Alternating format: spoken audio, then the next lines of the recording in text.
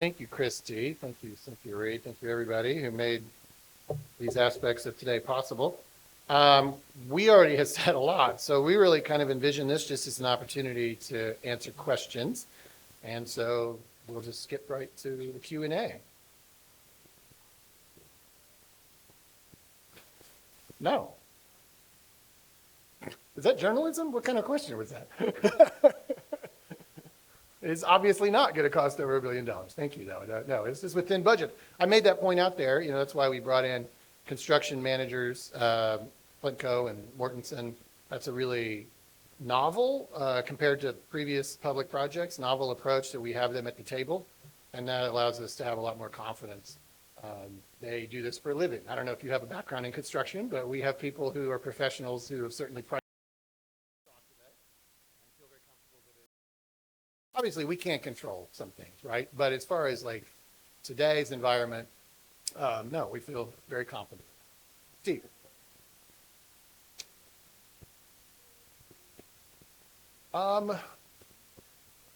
Is David Todd or Craig in here?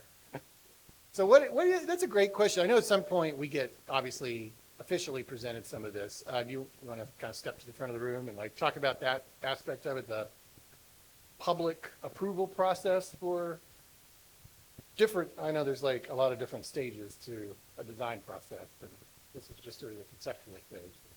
What are the approvals? So ask me the question again. I just want to make sure I understand. Steve? Like approval process. Yeah, I mean, the next steps really is at this point on the design itself, really the next steps are continuing to work on the design and bringing that forward. We don't have a lot of public process that we have to go through in the next steps in the design. We'll bring a preliminary design to the council at some point as we get to that place. And so that'll come back to the council. And so we'll see some at that point. And then the final design will be the next stage.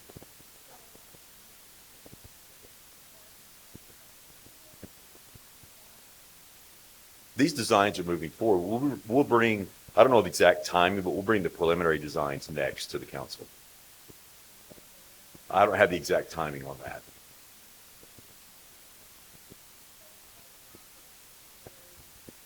No. No, I don't.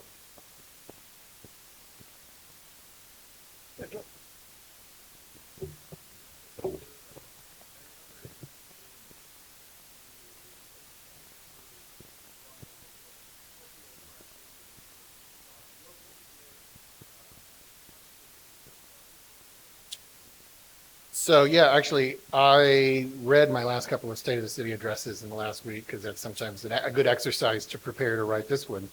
And so I know exactly what you're talking about. I made a comment, I think a couple of years ago in this forum, where I said that a modern NBA arena, people walk up to it and immediately are in awe of it. And people who know our arena and have traveled, and I was kind of telling this story back in that speech, who know our arena and had traveled since the arena conversation started in Oklahoma City would come to me and say, oh, I get it now. I was in Milwaukee or I was in San Francisco. And like, I understood the difference immediately between our current arena here in downtown OKC and modern arenas around the NBA built in the last decade.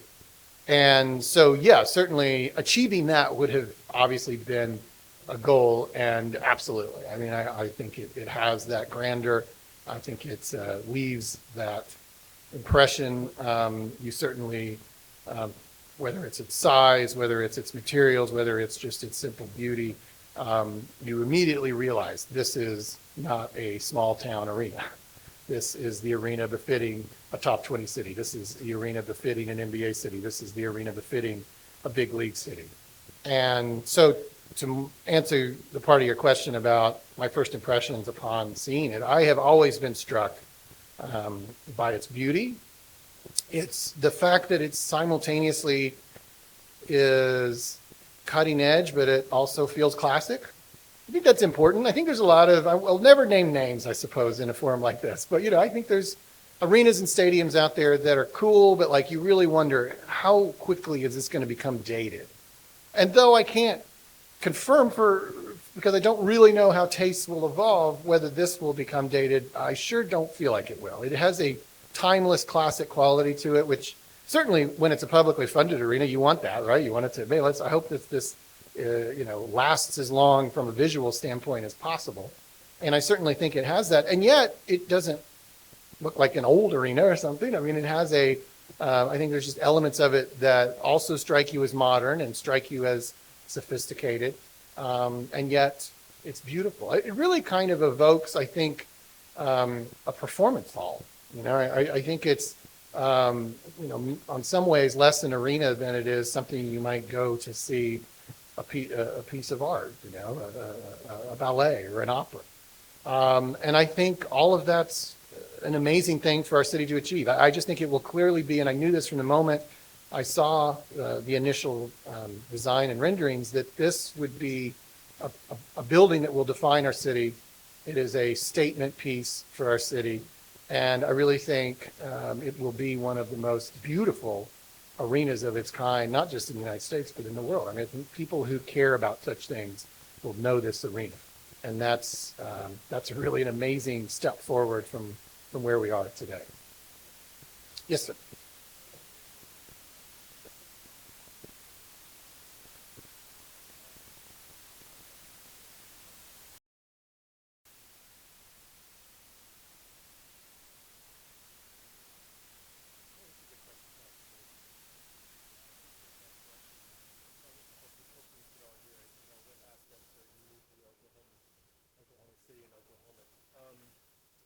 I spent a lot of time in my speech explaining the spirit of the project came from and how those are unique to this place and this community and the spirit of this location. I'm also humble and willing to say there's a lot of more work left to do, and I think that kind of story will continue to evolve over time. There'll be layers of meaning incorporated into the interiors and into every aspect and square inch of the building. So I think we've started something that's really special for this place and for this city and for these people, but there's more to come.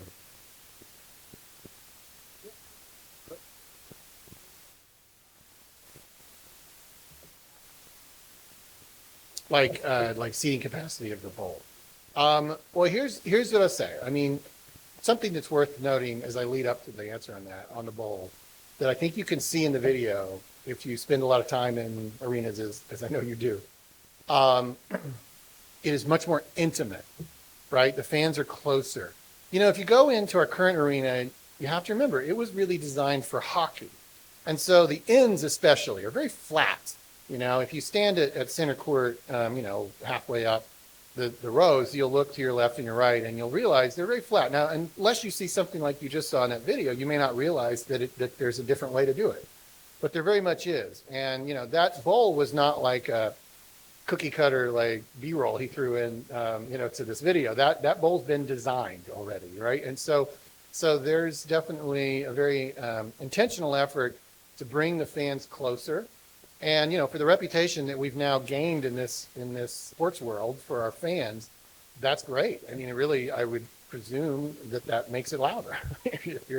If I'm 20 feet closer to the court than I was before, even in the same seat, I would assume I'm a little louder to what's happening on the court. So that's all, I think, really cool that we've been able to design it for basketball. I think David and his team have taken like the latest and greatest knowledge about what you can do. And obviously, we got to keep it within code in terms of steepness and all of that. But it is definitely everybody.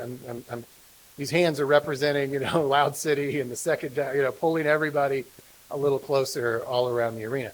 So, all of that is to say, to answer your question, this does impact capacity a little bit. And if you go to, any number of websites that list all the arenas and their capacity, and maybe it's a sortable chart, and you say, show me the biggest to smallest. All of the current arenas, you will notice a correlation. You will notice that all of the smaller arenas by capacity in the NBA were all built in the last decade. That is the way of the world, right? They're all getting a little smaller in seating capacity. So when I've stood here in the last few years and talked about that we need a bigger arena, I've always been very quick to say, I mean square footage. We didn't need more seats. We need more square footage in the overall venue because we had the smallest by square footage in the NBA. to do what we're doing with the seating bowl will bring down capacity for basketball. I understand it won't bring down capacity for concerts. We should be similar to what we have today, but there will be a smaller capacity. I don't know that we feel confident enough to like say a number today, but I think it is important to kind of like prepare yourself. There'll be a few fewer seats, but also if you look at all the new arenas, they're all in the 17s, basically. I mean, just a lot of people just went to Indiana. That's 17 something. I think what you did in San Francisco was 17 something for basketball. Like that's become much more of a standard these days for a lot of the reasons I just described. You can't get more people in there sometimes when you do some of the things you want to do that we're doing here. But it'll be a great fan experience, and I think louder, even if there's a few fewer voices, they will be a lot closer to the court. And so I think when you watch that video again, really look for that, especially in the ends. It's just really noticeable, even to a lay person like me. Like, oh wow, everybody's like a lot more. And I got to go to Indiana. I assume you were there as well. They must have, you and I haven't talked about this. They must have had a similar philosophy, because it was noticeable there, like how their ends were more. The extreme example of that is the new Intuit Dome, where like they have to have grab bars because they just fall down. They'd like fall off a hill if they were. But so there's a lot of that. We're not obviously taking that approach, but we were certainly bringing the fans closer, which is a cool opportunity. I don't know if we're really that granular at this point. I mean, I'm sure it won't be the exact same number, either up or down. But I think at this point, yeah. I mean, today is really a conceptual design, and I think numbers are going to be hard for us to really commit to at this stage. But those will come. Joe, by the way, I forgot to say earlier, I also cried like the first 25 times I saw the video, and I should probably mention that as my initial reaction, and in fact got a little choked up today. So, and then probably will later today again. Jenny.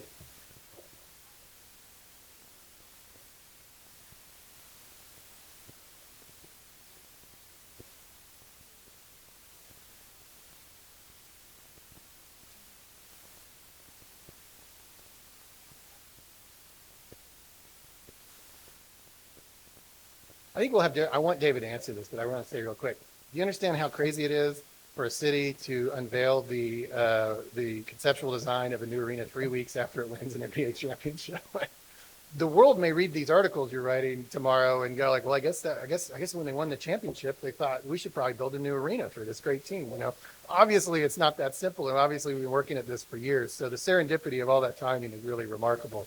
Yeah, so it's such a special time to live in OKC that you kind of almost have whiplash from all of these exciting and amazing developments that are coming at us just literally a few days after the last. So I think that's really special, and recognize what a special moment this was today, that we're experiencing all of these things at the same time. I think though, for an architect, and I know it was a very unique environment both today, but also to be working with the team while they go through this run. You want to talk about that? I appreciate that question. So first of all, I'll go back to some of my game day experiences in the existing Paycom. What I was struck by was obviously, again, the sense of community, the shared experiences, like physically, but also sort of emotionally, like a lot of intermixing of people, and there was just sort of great joy in the house. Very loud building, which I am grateful to say, and also echo what Mayor Holt said. Through the decisions that we made together on this project, it's only going to get better, because we are and have pulled all the seats closer to the action, let's say, than the existing building. And anytime you do that, you increase the density and you increase the volume. So Loud City is just going to get louder, really, with regard to that. I try to explain to my team how special today was. I have been designing these buildings for 30 years.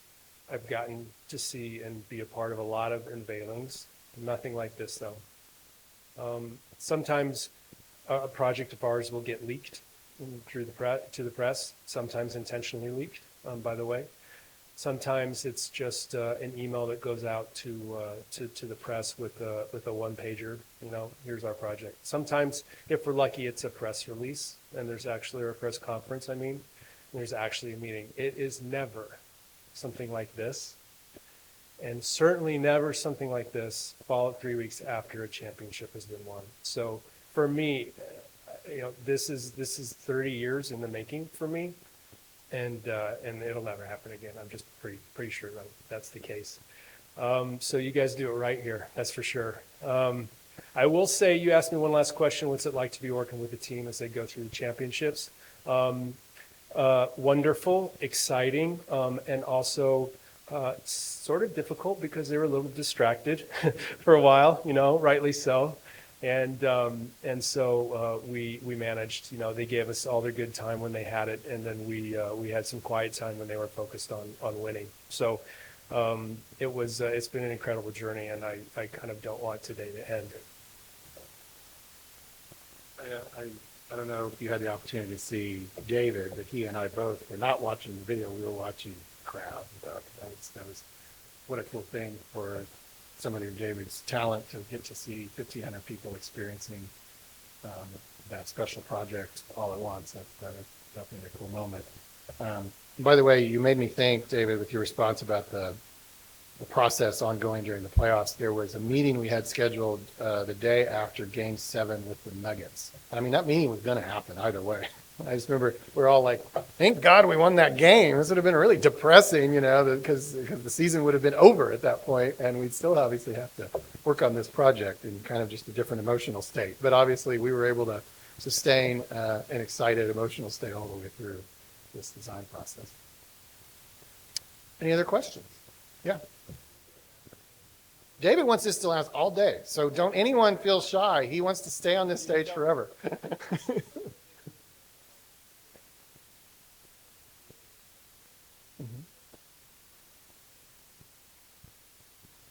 Well, one thing that's an easy one to answer in some level, because we have committed in our agreements that it's at least 750,000 square feet, and today's is 586.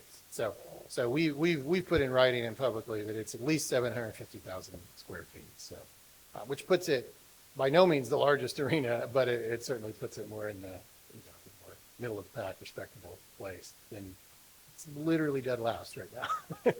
Literally the smallest by square footage. And what that, I know I said this before, but maybe I should say it again. What that means is, that extra square footage outside of the seating bowl is where people, meet their numbers. There's hospitality and merchandising and vending and dining options. This is a business, so too are the concerts, right? So when you offer a venue, you have to be able to say, oh, and by the way, I know you're going to have a lot of fun singing your songs, or you're going to have a lot of fun winning a championship. By the way, we also promise you'll have the opportunity to make money. And that is, of course, vital to the success of a venue. And we struggle with that right now because we're just too small for some of those ancillary opportunities. I imagine the bowl, other than the things we've already talked about, is not the source of lots of changes in square footage. It's what's happening outside of the bowl that is vital to the business that this is, and the business matters if we want to have a team or have concerts. Yeah, sure, please. And just a point I wanted to make on that. A building's success in being, I'm going to talk about entertainment other than basketball games right now. The ability for a building to host, Chris is here in the house, the ability for a building to host a successful concert is dependent upon a lot of different physical things. Its rigging capacity, its comfort of the back of house areas, its ability to load in and load out quickly. And when a building gets a disfavorable reputation in the industry for being a difficult building to load, it drops off the list of tour sites. Now, you guys are right in the middle of all those buses going back and forth across the country. This building, with its sort of updates, will put it in market for all those shows in a way that your existing building doesn't really afford you to have, just because it is of a previous generation of building. So a lot of that area, and just to support what Mayor Holt's saying, a lot of that area is to support the success of those kinds of events to come to the city for the first time. Since you mentioned previous generation, I mean, our building, current building is not even of the generation where it was built. You know, it was a $90 million building that opened the same year that Dallas opened a $400 million building. Like we're like skipping multiple generations to go from what we have today to what he just revealed. Yeah.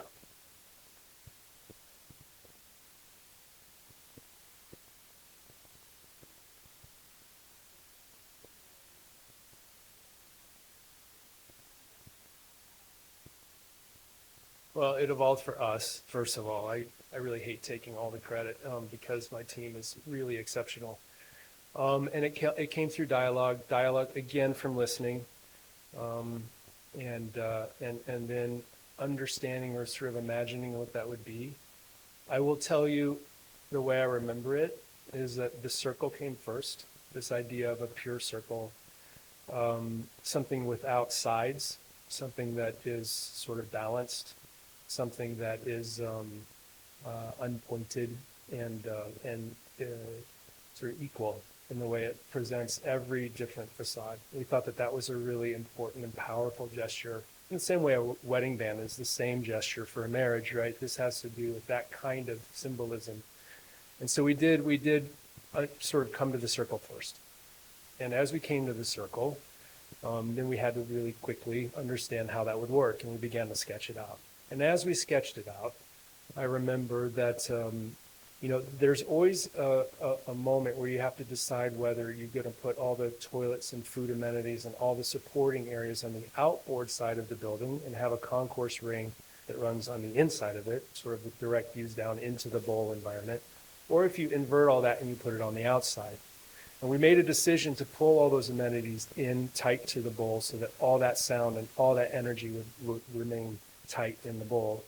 And once we made that decision, then the idea that the concourses should be on the outside ring sort of naturally flowed from that. And then, once everything's on the inboard side, and we have these beautiful concourses that are ringing all those supporting amenities, well then, of course, you want to take advantage of the views that you have, because there's nothing between you and the view except whatever keeps the rain and the water and the snow out, right?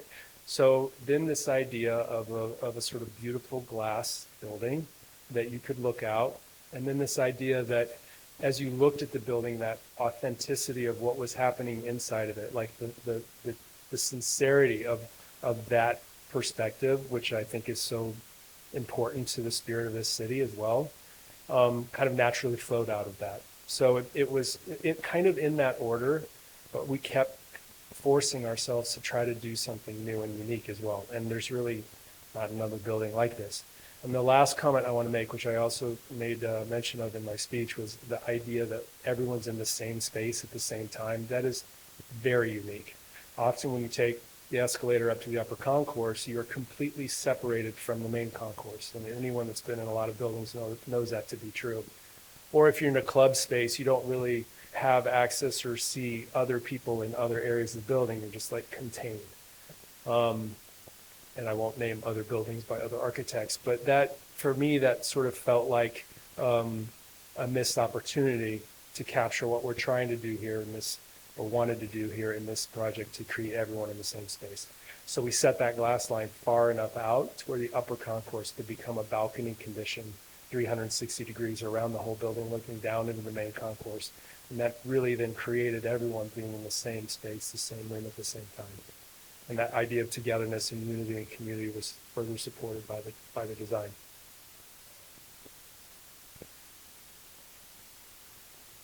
Other question? Yes. Oh, sure. We'll get back to you. Don't worry. Everybody will get it. No, you're fine. Go ahead.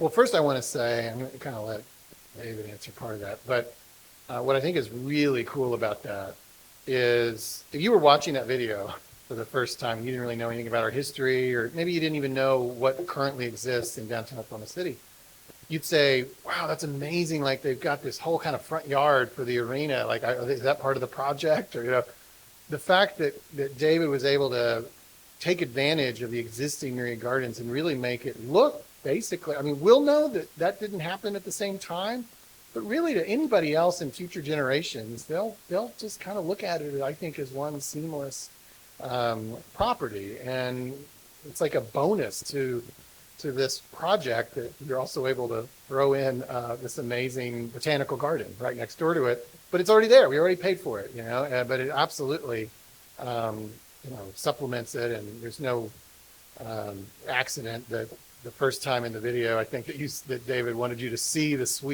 full arena. He sweeps you across the myriad gardens, which really will, I think, and feel like the approach to the arena now. But maybe talk about how you switch, why, what direction you situated. Is that in fact the front door? I mean, I kind of think it is. Well, man, he nailed it. So again, circle. The idea is there is no front door and no back door. It is a 360-degree experience. Of course, we have the beautiful gardens right in front of us, and there was a huge, as he picked up on, a huge commitment to making and letting that garden flow across the street and onto our site. So it now feels like an arena in a garden rather than an arena in a parking lot or a bunch of sidewalk area. We studied very carefully the direction that most people will be coming to the arena, and we have actually a really balanced, let's say, distribution of entrances. Two of them happen to be on the northwest and southwest corners, so a lot of people enter through that side of the building, let's say. And for a lot of people, that will feel like the front door. And because of some of the other things we're doing on the site, I think it'll further support the idea that if you're going to take a picture of the building, you're going to be taking it from that corner of the building, as you probably saw in a lot of my video and stills that we did. But there's still a significant entrance feature on the southeast corner for Bricktown. And you can walk around the whole building. And there are other entrances on the due north and due south side as well. So lots of different ways to get in the building, lots of different ways to get out of the building. It should load and unload very comfortably for everybody. I loved this site the day I saw it because there's plenty of elbow room. We had a lot of grace as to where we wanted to situate the arena and how people would flow and circulate around it and the kinds of outdoor spaces we could create and activate for both game day and non-game day experiences. So I think it'll be a great asset in all of those ways for the city. But again, I would say that we have multiple entrances. There is no front door, but a lot of people will be entering the building through that western side.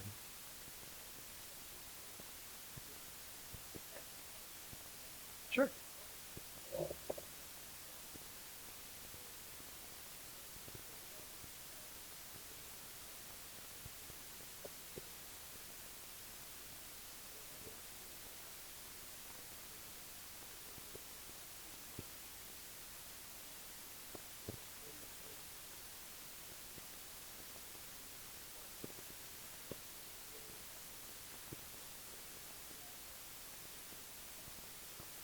So on the first question, when you say entertainment destination, are you talking about concerts? Or are you talking about, maybe talk about, I don't know that we have talked a lot about concerts and the role that the arena can play in that. You talked about vaguely, but is there anything specific?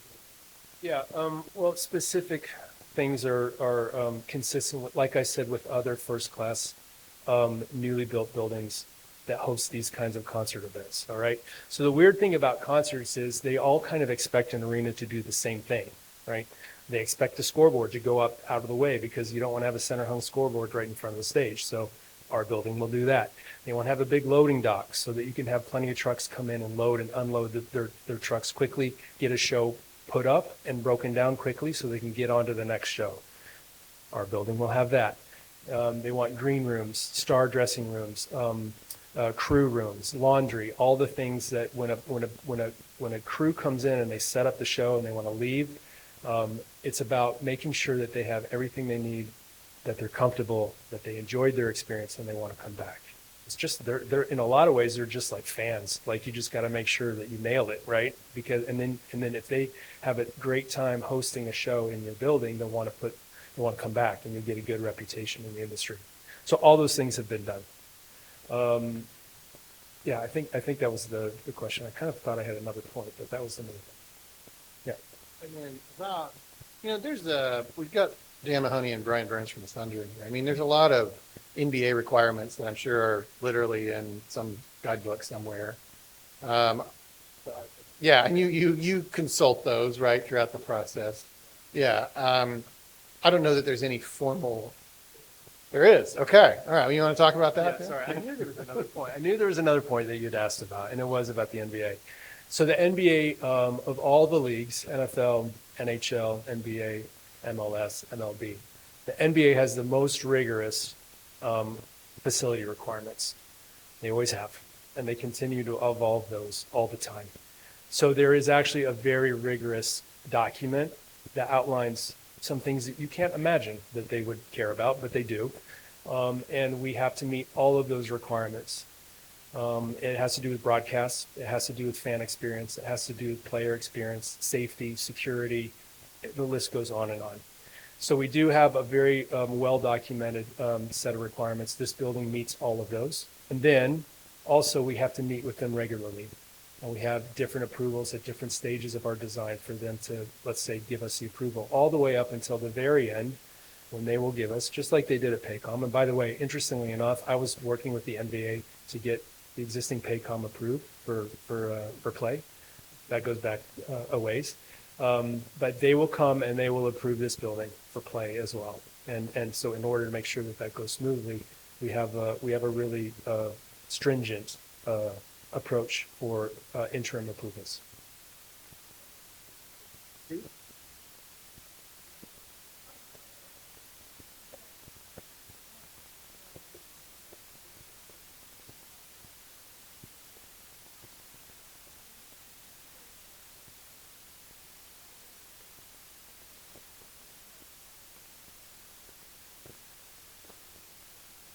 Well, the answer is yeah. I mean, but the good news is that because we were able to depress the loading dock, so the loading dock is below ground, and the main concourse is above ground. So we have a height difference there. So in a lot of ways, our views are elevated up above even some of the sidewalks around the site and out over things like the loading dock and even the parking deck in certain areas. So we'll continue to evolve the design. I think if you watch the video again, you'll capture some of that. Of course, right now, the most dramatic views are to the north, to the city. But as you know, as the existing Paycom comes down and as the city continues to grow around it, I'm pretty positive you're going to have amazing views in every direction. Bricktown to the east, Sunsets to the west in the gardens, downtown to the north, and new development to the south. So that's a big part of the reason why we made the city be a backdrop to the experience. And no matter where you are, the city becomes a part of that experience.